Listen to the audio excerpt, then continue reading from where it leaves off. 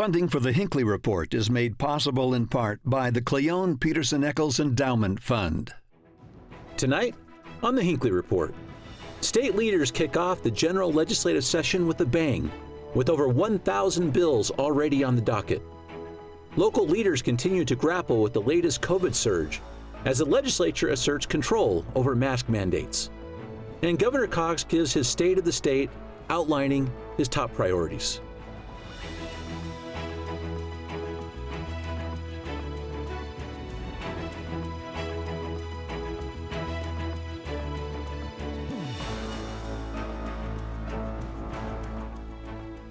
Good evening and welcome to the Hinckley Report. I'm Jason Perry, director of the Hinckley Institute of Politics. Covering the week, we have Brian Schott, political correspondent for the Salt Lake Tribune, Emily Means, political reporter for KUER, and Frank Pignanelli, political commentator and lobbyist with Foxley and Pignanelli.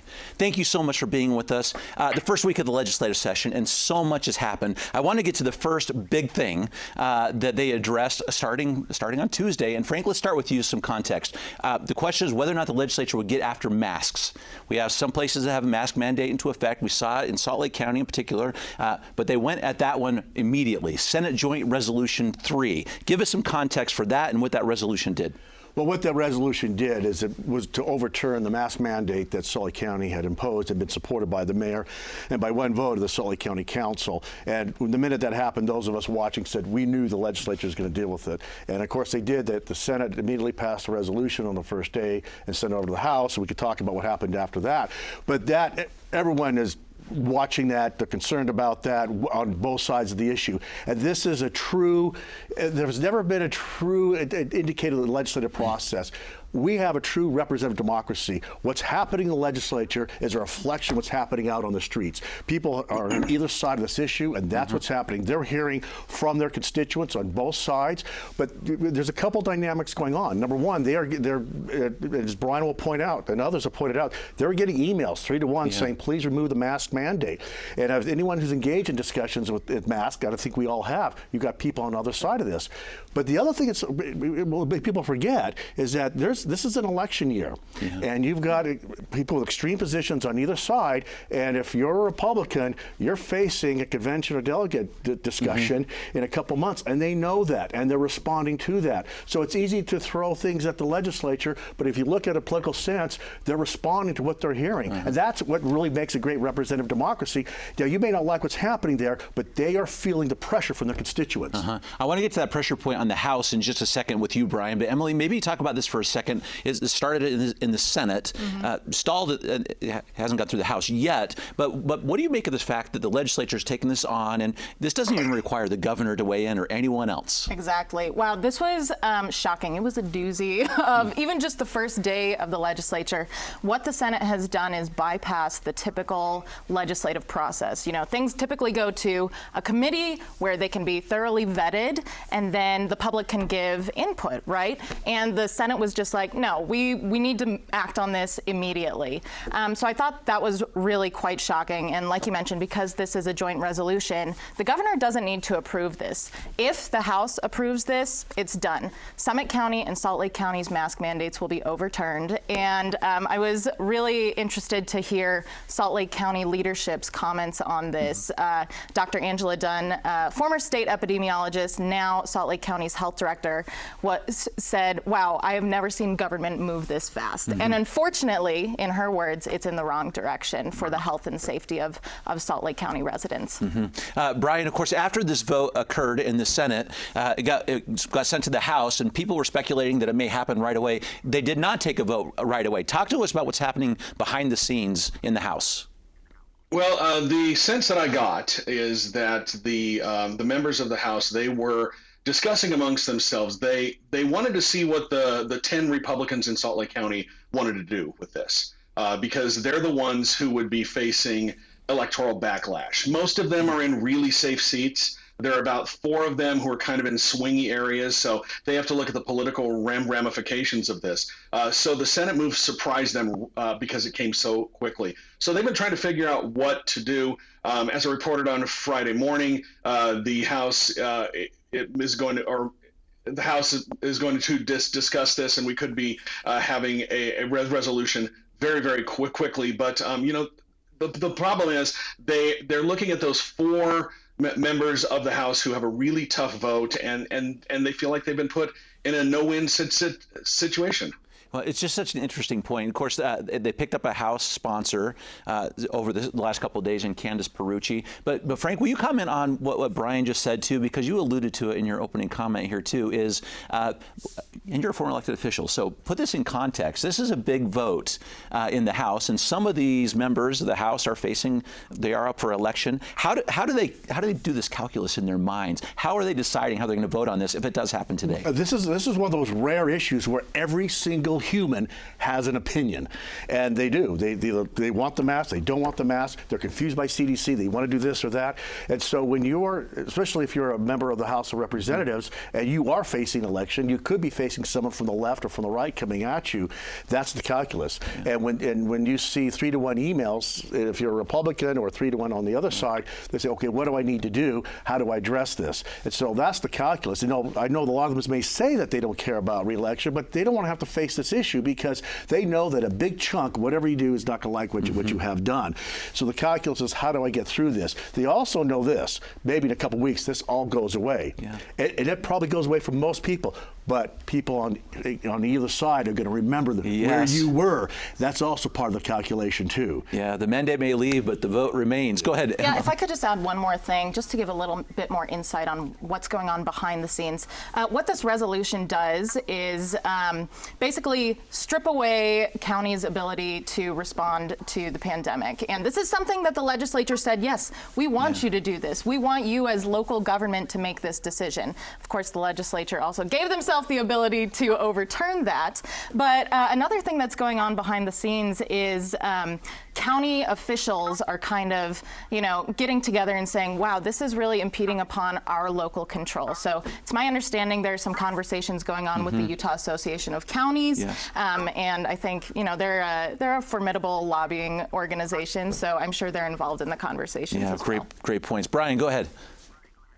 Frank brought up the fact that there are emails out there and they're flooding the inboxes. I took a look at where some of these are coming from, and it's really quite alarming who some of these or where some of these emails are coming from, or where some of the campaigns are coming from. They're coming from these far-right groups on a secure messaging app called Telegram, and they are coordinating their members to send mass emails to vote to overturn the mask mandate. But also, right along next to these calls to send those emails, you will see stories or posts about how the Utah League of Cities and Towns is actually an arm of the United Nations, and they are intending to put everybody in the state into a camp. You will see lots of talk about how the vaccines are going to kill everybody the moment we turn on 5G towers. It's these really conspiratorial groups who are out there sending hundreds, if not thousands, of emails. And if you're a lawmaker who's just counting the number of emails that come in and you have no idea where they're coming from, well, you're getting swayed by these groups that are frankly not really in touch with reality. Mm-hmm. Brian is really brave to be wading into these areas of the internet. I will commend you for that. But I just wanted to say something about public comment. It's interesting to me how the legislature decides who to listen to. Because, we've seen this over the past few years with state leaders discounting certain people if, what they have to say doesn't align with what the legislature already wanted to do, right? So we saw that with the ballot initiatives and the legislature tweaking those or, changing them completely. So I think they kind of have selective hearing on some of these issues. Okay, I'm gonna impose. Okay, let's hear it. This is my 35th session, and I'm just going to say this with all due respect. I'm a lobbyist. I love to lobby. Yes, I represent a bunch of interests. When I walk into a room, that legislator asks, who's Frank representing today? But when a citizen walks or calls or contacts that legislator, that person is viewed as pure. A well-organized citizen initiative on any issue, whether it's the environment or whatever it is, will always be a corporate interest, and thank goodness. And that is one of the good things about the legislature, is they are listening to people. You may not like what they're saying, but they're very responsive to what their constituents have to say. Can I ask a question about this responsiveness? I've been thinking about sort of the editorials this week, and both papers had some pretty harsh words. I mean, they were direct in a way you haven't seen. I mean, I'm curious what you all have to say about this, is because we spent a good amount of time on our show last week talking about, you know, who's in charge, and we had a good debate about that. But this week it seems to be who's to blame. A little bit. Emily, is that the same kind of analysis? You know, I mean, how does that play out? Does that help us see who might be in charge by we see who's kind of catching the blame this week? Oh, man. Well, I mean, I think people want answers. We've been undergoing this pandemic for more than 2 years, coming up on 2 years now, and people are tired of it. But, you know, the response has changed over these past 2 years. And right now, we're in the middle of a huge spike in cases. And what is the response? You know, and I guess I'll just add, you know, I talked to House Speaker Brad Wilson in the run-up to the legislative session, and I asked him, how is the legislature working to end the pandemic? And he kind of laughed. He brushed it off, and he was like, what are we supposed to do about a global pandemic? And I think that's a fair point, but the legislature has a ton of power in the state of Utah. And you can look at multiple pieces of legislation, the pandemic endgame bill, what we're seeing now with SJR 3 and undoing the mask mandates. Those are legislative actions that arguably have, you know, hindered our ability to respond to the pandemic. So I do think that the legislature has some responsibility. I'm not saying they're to blame, but they have power, and they can use it in this instance. Brian, one of the ways that Emily was just alluding to is a piece of legislation from Senator Todd Weiler. This is SB 113, which essentially ends the test to stay program, but puts other protocols in place, a process from our legislature about what can happen once a school inside a school district hits that 2% threshold. Can you talk about that just a little bit? Well, it's SB 113 is exactly the same as HB 183 from Representative Jordan Tusher. HB 183 is going to be the bill that goes forward. They got their wires crossed, and so those bills were introduced about the same time. The Senate couldn't pass theirs before the House passed theirs through. So it's Senate Bill 183. What it does is it pauses the test to stay, because we don't have enough tests, and it's an unwieldy process, and Omicron is just causing all sorts of havoc. So it pauses that. It can be re-implemented if there is agreement among legislative leaders and the governor and the state health department. The other thing that it does is schools can go remote because of an outbreak, but is a long process in the fact that the school has to request to go remote, then the school board has to have a public meeting in which they take a vote. They don't have to take comment, but they have to take a public vote.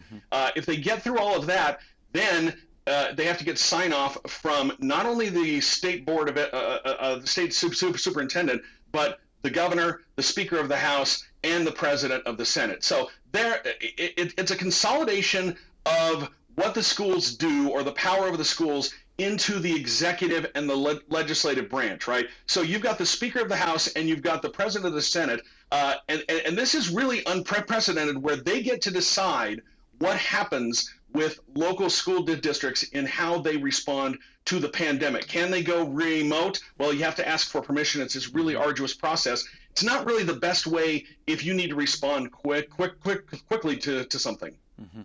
Frank, any comments on that? Yeah, what they're hearing from parents that are very frustrated. They're hearing from teachers very frustrated. I've heard these stories about these kids or these students in the auditorium. They're testing them, and they're running out of tests. And so the system that was in place worked well for Delta. It's not working for Omicron. And then they're hearing from both national experts and local experts that remote learning is not working. It's putting students behind. So again, it's the legislature responding, saying, we don't think remote learning is going to work, and we only want to put it in the most extreme circumstances. Therefore, they've created this kind of superstructure of when they do it. So again, and I've talked to a number of people who've contacted and it's in Salt Lake City, it's in Uinta County, you name it. They've said, we don't like remote learning, and we want to make it as hard as possible to get to that unless it's the most dire circumstances. So it's a reaction to that. Any other bills you all are watching? You think we're going to see some fireworks or otherwise in the next couple of days, the next week? Emily? Put me on the spot there, Jason. Well, this is only the end of the first week of the session. One thing that I'm looking for, and I'm looking for it because it was in the House Majority's priorities, is this year's bill about the inland port. Every single year there is a bill tweaking the Inland Port Authority in some way or another. This year, House Speaker Brad Wilson says he wants to kind of change the makeup of the Port Authority board, maybe to include more industry representatives or more representatives from other parts of the state. So I am really interested to see how that impacts representation for Salt Lake City and Salt Lake County and areas that are directly impacted by the port. Yeah, this one had a lot of airtime for a while, so we're going to get that again. That's a great one. How about you, Brian? What are we about to see? It's going to calm down. I don't think the legislature is going to be as exciting as it's been the last week in terms of all the backroom intrigue. There will still be a lot of that, but it's mostly going to be over tax cuts. The lawmakers are really targeting some tax cuts. It's an election year. They've already put aside $160 million for tax cuts. The governor has said that he wants to do a food tax credit. That's not going to happen. They've already decided that they're going to do an income tax rate cut because they've done some targeted stuff in the past few years. So I would expect them to do that. How low is it going to go? We could see tax cuts of $250 million, $275 million. The 160 is just a starting point. So it could go up. These are very interesting points. It leads to something interesting, Frank, because you have a great article coming out this weekend talking about this very interesting thing happening with our legislature. They call it the policy pillars. And I look forward to reading your article. Talk about this because we've all alluded to some big policy issues the legislature has taken on, but it's almost a little bit of a different view and role that we've seen the legislature take in the past. Absolutely. As I commented, this is my 35th session. I've never seen anything like this. So last week, the House Majority Caucus produces these 5 policy pillars and 5 statements of things they want to accomplish, and that's been done before. But then they had this document, and as you point out, Emily, it's a very pretty document, but it's a very substantive document, and it provides all the different ways that the House Majority Caucus, I believe, has the support of the Senate Majority Caucus. They want to accomplish everything from the Great Salt Lake to air to lifestyle to housing to transportation, and it's remarkable for a couple of reasons. Number one, it's usually the governor and the governor came out with a really nice document back in December, but the legislature usually responds. But we have a very strong legislature, and they planted the flag saying this is our vision.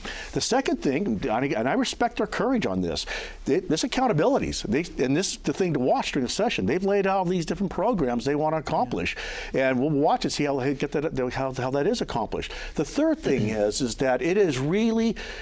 And I think people should take heart in this. This document it's not partisan at all, and they're not taking shots at anything, but it really shows a reflection of we're growing up as a state. We need to get a handle on all these different issues. This is how we want to solve these problems.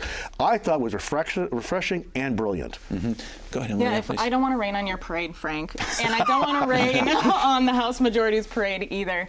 But this is being pitched as the Utah way forward. It's supposed to be a forward-looking document, right? But some of the issues like affordable housing, air quality, water conservation, we're like decades, maybe not decades, a decade past when we should have been responding to these things. So I do think it's really important to look at how we can make improvements going forward, how we can grow in a productive manner. But some of these issues, I do feel like the legislature and the state is just a little bit behind on. These are some pretty big issues, Brian. They're in these policy pillars document, and it is interesting. I'm curious what you think about Frank's comment too, that this is the kind of thing sometimes you see from a governor's office or someone that's charged with this. It is a little unique to see that this is glossy, beautiful document paving the way. Of course, to talk about why we see the House and legislature leading out in this particular way, and maybe a comment too, because once you do this, of course, people start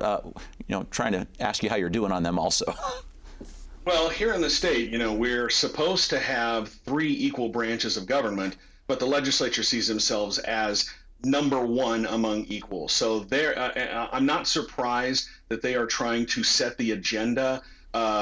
You've got a governor who's in his first term. It's only his second year in office. He only got the Republican nomination with 36% of the vote. He doesn't have much of a mandate. He doesn't have a lot of political capital to spend. So of course you're going to see Brad Wilson and Stuart Adams, who have been in their positions for a while and have consolidated their body, the power of their membership. So they have much more political capital to spend. So I'm not surprised that you're seeing these sort of things. These are some big swings, and we'll see if they're able to get there. It's going to be tough. Speaker Wilson has been talking a lot about the Great Salt Lake. He's really gotten into that over the last year, and we'll see if they can land some of these things. And basically they're driving the car, and the governor's office is going to have to get in and come along, because they're really not holding the map either. So let's talk about how they're coming along or not, or the governor is, to use Brian's words, because it's interesting to see these two dynamics at play, particularly last night, Frank, with the governor's State of the State address. He's there with his former colleagues. He's talking about his policies, and oddly enough, some of the same things he mentioned are the same things in this policy pillar document. I know that some people, he didn't really refer to a lot of the points and programs he mentioned in December. What I thought was interesting about his speech is that he's a new governor, and he's looking at the landscape of both the state and the country, and he sees here in his own state all this divisiveness over the masks and things like that, and he sees all this battle happening in Washington. What I liked what he was doing was more of an ethereal 30,000 foot, which is, this is a great state, this is a great country, there's things we need to do. He outreached to a lot of different diverse groups and things like that. So to me, he used his time, his 25 minutes, whatever, to say, please, let's come together. And while it might have been short at some of the details of his programs, in my opinion, he fulfilled his responsibility of saying, this, please help us. We got a great program. We've got some great programs. This is a good place to live. Please respect the Constitution, respect the elections, and respect the process. And we can all do this together. I thought it was a heartwarming speech that needed to be made by the chief executive of our state. Emily, key takeaways from that speech. What I heard was exactly what was in the House majority's pillars. Like, talk about housing affordability, being able to grow smartly, talk about infrastructure, things like that. So I think Brian is exactly right, that the legislature is driving the car and the governor is just like, okay, well, I better get on board with this. But I also heard the exact same thing from the Democratic response. Those same points about housing affordability, infrastructure, and education. That was another big one. So it seems like everyone is kind of on board with these goals. The question is how do we go about achieving them? Brian, can you give us, like you always do, the behind-the-scenes view a little bit too? Because maybe if you say there's maybe some general agreement about some of these big policy issues for the state of Utah, this tension between the executive branch, the governor, and the legislature doesn't seem to be going away very quickly. Well, it's not so much tension. I mean, you're not going to see the governor pick too many fights with the legislature. When he first came into office, his very first budget recommendation just happened to look almost exactly like what the legislature wanted to do. There's a pretty good reason why that happened. This year's budget, really the only major thing that he did different was proposing the food tax credit rather than an income tax cut. Everything else pretty much aligned with what the Republican majority in the legislature wanted to do. That's because they talk about this sort of thing. It's going to be really, you're not going to see Governor Cox pick too many fights with the legislature. And there are people who think he should, go back to redistricting. Why did he veto the maps if he didn't like them? Well, because it was a fight he was going to lose, and it was a needless fight to pick. He's going to have to pick his spots. If he's going to try to stand up to them, he's going to have to be 100% sure that he's going to win. Otherwise, that will weaken him in the eyes of the 104 members of the legislature, and then they're just going to start to roll over him. So, he's not going to test them unless he really has to. Frank, that's one thing people don't really realize is that there is a lot of coordination between these offices during the session, but particularly when you get to the end of the session. There is a lot of coordination, and those of us, in the chattering class love to talk about all the disagreements and things like that, but there is a lot of coordination. They actually meet on a regular basis and obviously come up with and finalize the budget. That's why we've never seen a budget vetoed and things like that. But what is refreshing, though, which you have, it is almost like a little bit of a competition, because you have the governor was out there in front of the Great Salt Lake. You had the speaker that had a big get-together there a couple weeks after that. So it's a little bit, we have all these people who want to solve these problems. And what's refreshing, this is a conservative state. And so you have a governor that's being very active, and you have a legislature that's being very proactive. And I have to tell you, it's easy to dismiss all this, but the discussions that are happening are, how do we solve these different air quality problems or water issues and things like that? I was worried this last summer. It was a hot, dry summer, and boy, everyone's moving in trying to how do we deal with this and using the federal funds in an appropriate manner. And one of the great things that's being discussed is we don't want to happen in California happening here. When I first started serving the legislature, it was how do we get rid of water out of the Salt Lake? That's right. But now it's putting it back in. So to me, I see a real conscious effort by all branches of government to try to solve these problems, and I am really enthusiastic about that.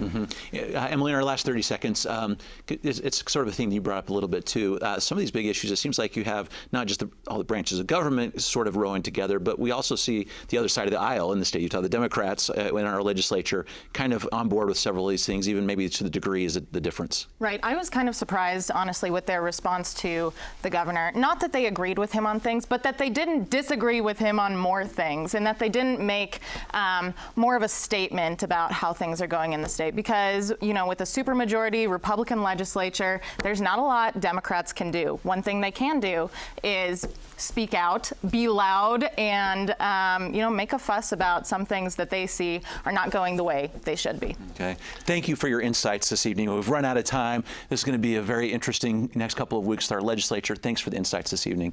And thank you for watching the Hinckley Report. This show is also available as a podcast on pbsutah.org/Hinckley Report or wherever you get your podcasts. Thank you for being with us. We'll see you next week.